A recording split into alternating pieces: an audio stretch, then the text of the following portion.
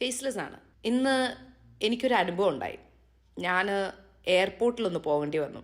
അപ്പോൾ എനിക്കുണ്ടായ എക്സ്പീരിയൻസിനെ സംബന്ധിച്ചിട്ടുള്ള കുറച്ച് കാര്യങ്ങളാണ് ഞാനിവിടെ ഷെയർ ചെയ്യാൻ പോകുന്നത്. എന്താണെന്ന് ചോദിച്ചാൽ, ഇപ്പോൾ ഊബർ ടാക്സികളൊക്കെ CNGയിലേക്ക് കൺവേർട്ട് ആയി. ഈ കൺവേർട്ട് ആയതുകൊണ്ട് കുറേ ബെനിഫിറ്റ്സുകളുണ്ട്. ഈ പൊല്യൂഷൻ വൈസ്, അതായത് പൊല്യൂഷൻ വൈസ് എന്ന് പറയുമ്പോൾ ഇത് പ്രൊഡ്യൂസ് ചെയ്യുന്നത് അൺവാണ്ടഡ് ഗ്യാസസ് ഒക്കെ ഇത് വളരെ കുറച്ചേ പ്രൊഡ്യൂസ് ചെയ്യുന്നുള്ളൂ. കാരണം CNGയിൽ ലെഡും സൾഫറും ഒന്നും അടങ്ങിയിട്ടില്ല. അപ്പൊ അതുകൊണ്ട് തന്നെ അത് എൻവയോൺമെന്റൽ ഫ്രണ്ട്ലി ആയിട്ടുള്ള ഒരു കാര്യമാണ്. അതുകൂടാതെ പിന്നെ ഇതൊന്ന് സ്പില്ലാവുകയാണ് ണെങ്കിൽ ഇത് പെട്ടെന്ന് ഡിസ്പേഴ്സ് ആയി പോകും എയറിൽ.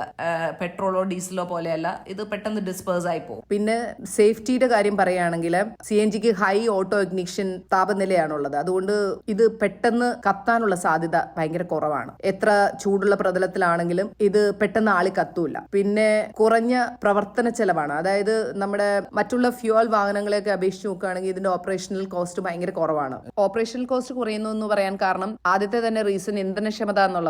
അത് പെട്രോൾ അല്ലെങ്കിൽ ഡീസൽ കാറുകളെക്കാൾ CNG കാറുകൾക്ക് കൂടുതൽ ഇന്ധനക്ഷമതയാണുള്ളത്. അപ്പോ അതുകൂടാതെ ഇന്ധന വില നമ്മൾ നോക്കുകയാണെങ്കിലും പെട്രോൾ ഡീസലിന് CNGയെക്കാളും കൂടുതലാണ്. പിന്നെ CNG കാറുകളുടെ ഒരു ഉപകാരം എന്ന് വെച്ച് കഴിഞ്ഞാൽ ഇത് പെട്രോളിനും ഡീസലിനും നമുക്ക് പ്രവർത്തിപ്പിക്കാനും കഴിയുമെന്നുള്ളതാണ്.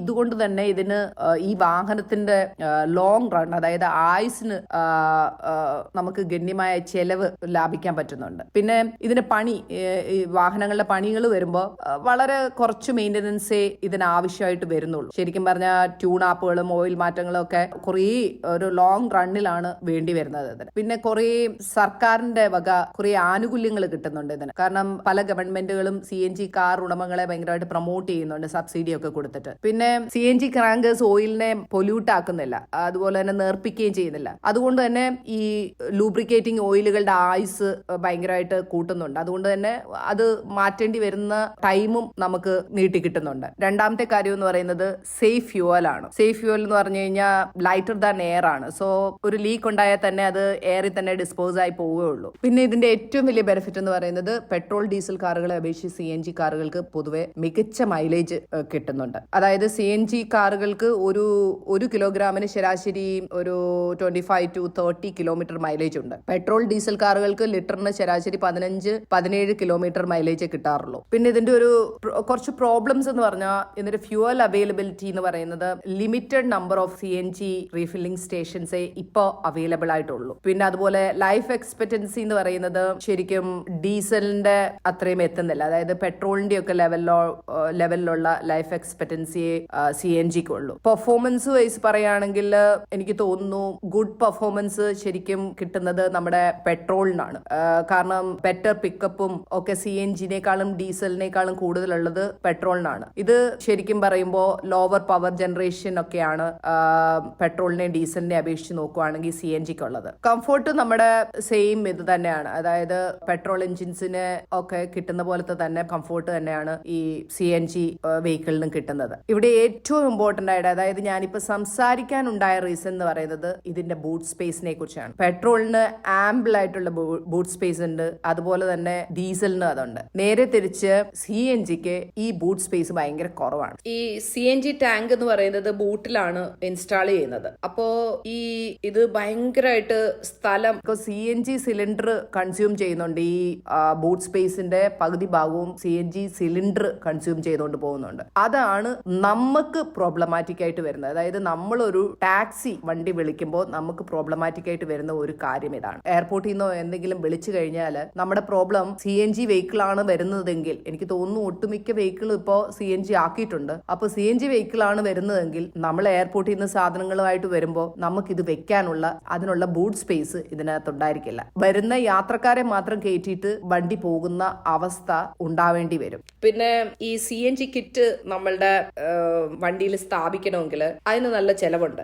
ഒരു 25,000 to 60,000 വരെയുള്ള ചെലവുകൾ അതിനുവേണ്ടി നമ്മൾ കൊടുക്കേണ്ടി വരും. അത് ഇതിന്റെ ഒരു ഡ്രോബാക്ക് ആണ്. പിന്നെ ഞാൻ മുന്നേ പറഞ്ഞ പോലെ ഈ റീഫില്ലിംഗ് റീഫില്ലിംഗ് സ്റ്റേഷൻസ് ഇപ്പോൾ നാട്ടിൽ ഭയങ്കര കുറവാണ്. ടാങ്കിന് അതുപോലെ തന്നെ ഇതിന്റെ ഈ ടാങ്കിന്റെ ഇന്ധനശേഷി, അതായത് ഈ ടാങ്കിന്റെ കപ്പാസിറ്റി ഡീസലിനെയും പെട്രോളിനെയും ഒക്കെ അപേക്ഷിച്ച് കുറവാണ്.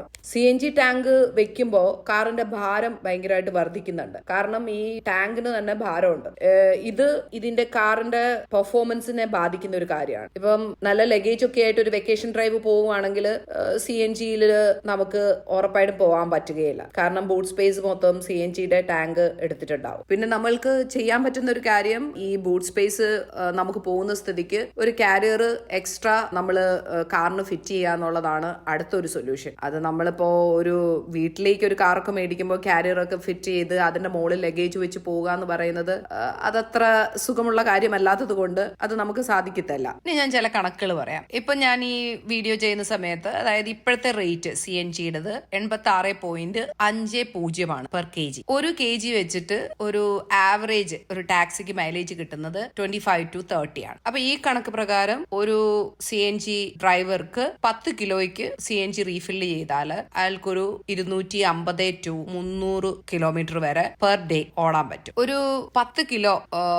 CNG റീഫിൽ ചെയ്യാൻ വേണ്ടി ഒരു ഡ്രൈവർക്ക് ചെലവാക്കേണ്ടി വരുന്നത്, ഇന്നത്തെ ആവറേജ് പ്രൈസ് അനുസരിച്ച് ഡ്രൈവർക്ക് ചെലവാക്കേണ്ടി വരുന്നത് 865 രൂപയാണ്. അത് നമുക്കൊരു 900 എന്ന് പിടിക്കാം. ഇപ്പം എനിക്ക് ഇവിടെ നിന്ന്, ഞാനിപ്പോ താമസിക്കുന്ന സ്ഥലത്ത് നിന്ന് ലുലു മോളിലേക്ക് 11 കിലോമീറ്റർ ആണെന്ന് വിചാരിക്കുക. അപ്പൊ ഈ 11 കിലോമീറ്റർ റേഡിയസിൽ എനിക്ക് പോവാൻ ഏകദേശം 340 രൂപയാണ് ആവുന്നത്. അപ്പൊ ഇതൊരു ആവറേജ് ആയിട്ട് എടുത്താല് ഈ 10 കിലോ CNG റീഫിൽ ചെയ്യുമ്പോൾ അവർക്കൊരു 6000-7000 രൂപയുടെ ഓട്ടം ഓടാൻ പറ്റും. അപ്പൊ ഇതൊരു ആവറേജ് ആയിട്ട് എടുത്താല് ഈ 10 കിലോ CNG റീഫിൽ ചെയ്യുമ്പോൾ അവർക്കൊരു 6000-7000 രൂപയുടെ ഓട്ടം ഓടാൻ പറ്റും. പിന്നെ ഈ ഊബറിന്റെ കമ്മീഷനും ഒക്കെ ആയിട്ട് കുറച്ച് പൈസ പോകുമ്പോൾ ഈസിലി അവർക്കൊരു 3000-4000 രൂപ അവരുടെ പോക്കറ്റിൽ വരാനുള്ള ചാൻസ് ഉണ്ട്. എനിക്ക് തോന്നുന്നത് ഈ മൊത്തം ഓട്ടത്തിന്റെ 25% ഒക്കെയാണ് ഊബറിന്റെ കമ്മീഷനായിട്ട് പോവുക. അപ്പൊ അങ്ങനെ നോക്കുകയാണെങ്കിൽ ഒരു 4500-5000 രൂപയോളം ഇവർക്ക് ഒരു ദിവസം സേവ് ചെയ്യാൻ പറ്റും. ഇനിയിപ്പോ സ്വന്തമായിട്ട് വണ്ടി ഇല്ലാത്തൊരു ഡ്രൈവറാണ്, അയാൾ റെന്റേ കാർ എടുത്തിട്ടാണ്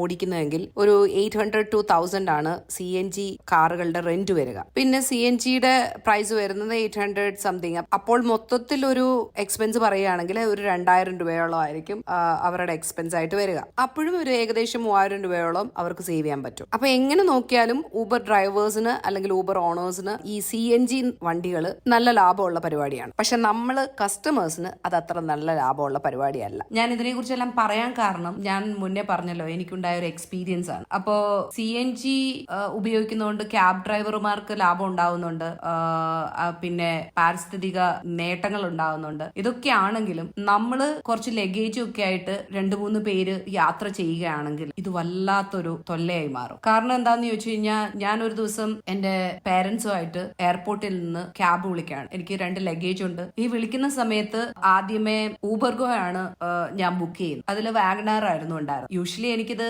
അതിൽ ഈസി ആയിട്ട് പോകാൻ പറ്റുന്നതാണ്. പക്ഷെ ഇത്തവണ വിളിച്ചപ്പോൾ ഡിക്കി ഓപ്പൺ ചെയ്യാൻ ഡ്രൈവർ സമ്മതിച്ചില്ല. ഞാൻ പറഞ്ഞു എനിക്ക് ലഗേജ് വെക്കണം, അപ്പോ ഡിക്കി ഓപ്പൺ ചെയ്യുക, എന്നാലല്ലേ എനിക്ക് ലഗേജ് വെക്കുക.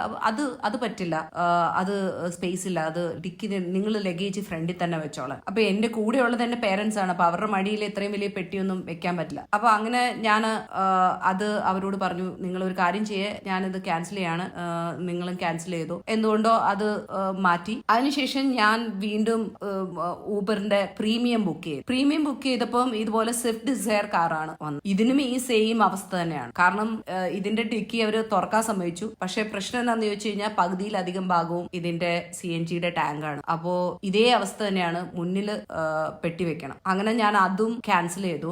ഇത് സംഭവിക്കുന്നത് രാവിലെ 3 മണിക്കാണ്. പിന്നെ ഞാൻ അവിടെ നിന്നിട്ട് SUV ബുക്ക് ചെയ്തു. SUV ബുക്ക് ചെയ്ത് അതിനുവേണ്ടി വെയിറ്റ് ചെയ്യുമ്പോൾ ഇവിടെ പ്രോബ്ലം എന്താണെന്ന് ചോദിച്ചാൽ ഭയങ്കരമായിട്ട് SUV കുറവാണ്. SUV വണ്ടികള് CNG ആണെങ്കിലും എങ്ങനെയാണെങ്കിലും SUV വണ്ടികൾ ഭയങ്കര കുറവാണ്. അപ്പൊ ഞങ്ങൾ മണിക്കൂറുകളോളം അവിടെ തന്നെ നിന്ന് വെയിറ്റ് ചെയ്തതിന് ശേഷമാണ് ഒരു SUV വണ്ടി കിട്ടുന്നത്, ഇതുപോലെ ലഗേജ് എല്ലാം വെച്ച് വീട്ടിലേക്ക് പോകുന്നത്. അപ്പൊ ഇവർക്ക് ഇത് ലാഭമാണെങ്കിലും നമ്മളെ സംബന്ധിച്ച്, നമ്മൾ ട്രാവലേഴ്സ് അല്ലെങ്കിൽ നമ്മൾ പോകുന്ന യാത്രക്കാരെ, ഇത് ഉപയോഗിക്കുന്ന യാത്രക്കാരെ സംബന്ധിച്ച് ഇതൊരു വലിയ നഷ്ടമാണ്. കാരണം നമ്മൾ ഇത് കണ്ടിന്യൂസ്ലി ബുക്ക് ചെയ്യുകയും ക്യാൻസൽ ചെയ്യുകയും നമ്മുടെ സമയനഷ്ടം, ഇതിപ്പോ എന്റെ അനുഭവമാണ്. ഇത് കൂടാതെ ഇപ്പോ ശരിക്കും പറഞ്ഞാൽ എല്ലാ എയർപോർട്ടിലും, പ്രത്യേകിച്ച് ചെന്നൈ എയർപോർട്ടിലാണെങ്കിലും മുംബൈ എയർപോർട്ടിലാണെങ്കിലും ഡൽഹി എയർപോർട്ടിലാണെങ്കിലും ഇത് സ്ഥിരമായിട്ട് നടക്കുന്ന നടക്കുന്ന ഒരു കാര്യമാണ്. കാരണം ഈ ബൂട്ട് സ്പേസ് ഇവർക്ക് ഇല്ലാത്തത് കൊണ്ട് പാസഞ്ചേഴ്സ് ഇവരെ വിളിക്കുകയും ഈ CNG ക്യാബുകളെ വിളിക്കുകയും ഈ ബൂട്ട് സ്പേസ് ഇല്ലാന്ന് അറിയുമ്പോൾ ഇത് ക്യാൻസൽ ചെയ്യുകയും ചെയ്യുന്നുണ്ട്. അപ്പോൾ ഈ ഡ്രൈവേഴ്സും പാസഞ്ചേഴ്സും ആയിട്ടുള്ള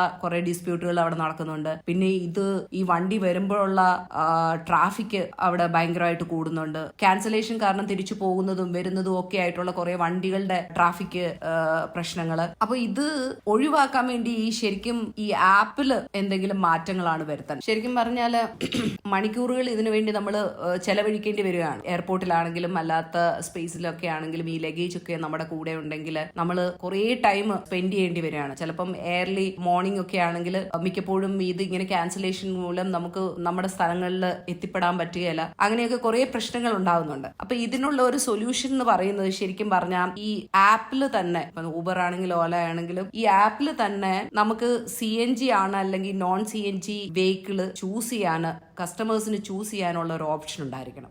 അത് മസ്റ്റായിട്ടും കൊടുക്കേണ്ട ഒരു കാര്യമാണ്. പിന്നെ അതുപോലെ തന്നെ ഈ ആപ്പില് സ്പെസിഫൈ ചെയ്യണം, നമുക്ക് ലഗേജ് ഉണ്ടെങ്കിൽ എത്ര നമ്പർ ഓഫ് ലഗേജ് ഉണ്ടെന്നുള്ളത് സ്പെസിഫൈ ചെയ്യുമ്പോൾ അതിന് അപ്രോപ്രിയേറ്റ് ആയിട്ടുള്ള ഒരു വെഹിക്കിള് നമുക്ക് അസൈൻ ചെയ്യുന്ന രീതിയിൽ ആപ്പിൽ ക്രമീകരണം ഉണ്ടായിരിക്കണം. ചിലപ്പോൾ ഒരു സോളോ ട്രാവലർ ആയിരിക്കും. അപ്പൊ അയാൾക്ക് ഫോഴ്സ്ഫുള്ളി അയാളെ SUV ബുക്ക് ചെയ്യേണ്ടി വരും അയാളുടെ കയ്യിൽ ലഗേജ് ഉണ്ടെങ്കിൽ.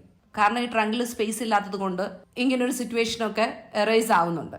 ഈ SUVയുടെ കോസ്റ്റ് എന്ന് പറഞ്ഞു കഴിഞ്ഞാൽ 30 to 40% ഹയർ ആണ്. കൂടാതെ കമ്പൈൻഡ് വിത്ത് സെർച്ച് പ്രൈസിംഗും കൂടെ ആവുമ്പോൾ സിറ്റിയിലൊക്കെ വരുമ്പോൾ ഇത് ക്വൈറ്റ് എക്സ്പെൻസീവ് ആവുന്നുണ്ട്. എനിക്ക് തോന്നുന്നു ഇപ്പം ക്യാൻസലേഷൻ കൂടിയത് കാരണം CNG ക്യാബ് ഡ്രൈവേഴ്സും വീണ്ടും ഡീസലിലേക്ക് തന്നെ മാറുന്ന ഒരു അവസ്ഥയായിട്ടുണ്ട്. കാരണം മിക്കപ്പോഴും ക്യാൻസലേഷൻ ആണ് ഇവർക്ക് കിട്ടിക്കൊണ്ടിരിക്കുന്നത്.